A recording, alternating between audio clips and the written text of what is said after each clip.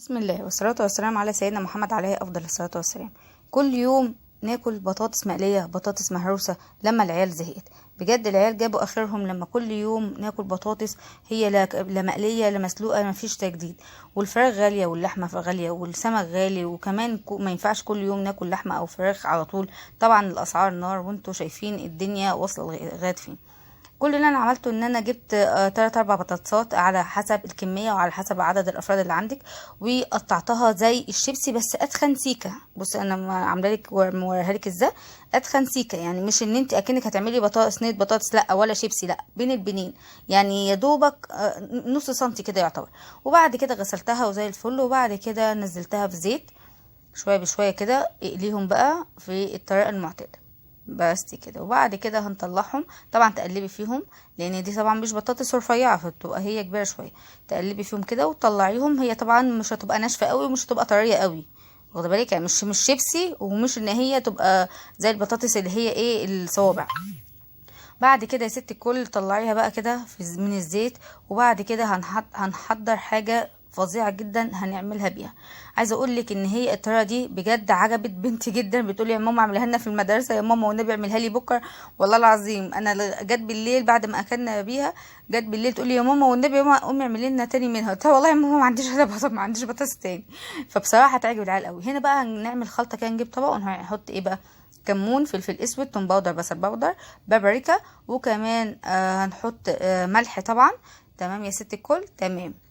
ونقلب الكلام ده كله. وبعد كده هنحط بقى ايه؟ عايزه بقى على حسب الكميه، الكاتشب ده على حسب الكميه. انا هنا حطيت 5 اكياس من الكاتشب. عندك من العلبه مثلا حطي علبتين، قصدي مثلا على النبي معلقتين.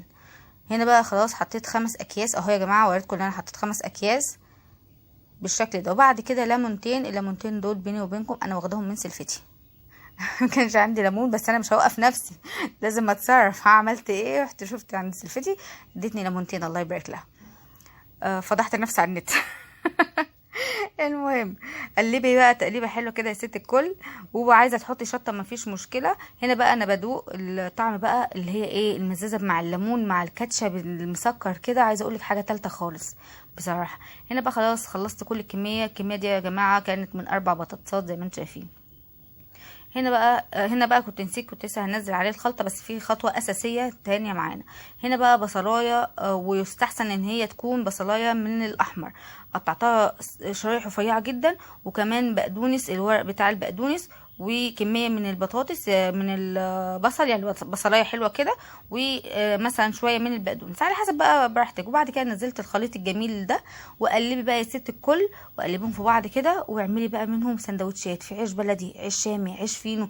انا بيني وبينكم ده كان يوم الجمعه، وكنت قاليه طعميه، وبصراحه كنت هقلي بطاطس مقليه. قلت طب ما وليه، طب ما انا اجرب الايه الاكله دي واشوف هتحصل هيبقى حلو ولا وحش. بصراحه كان قلت مش هتعجب العيال. انا عايزه اقول لك بصراحه عجبت العيال جدا جدا جدا والله. انا قليت طعميه من الطعميه اللي انا عاملاها بيتي، الطعميه اللي انا عاملاها في الفريزر، قليتها وكان جنبها البطاطس دي.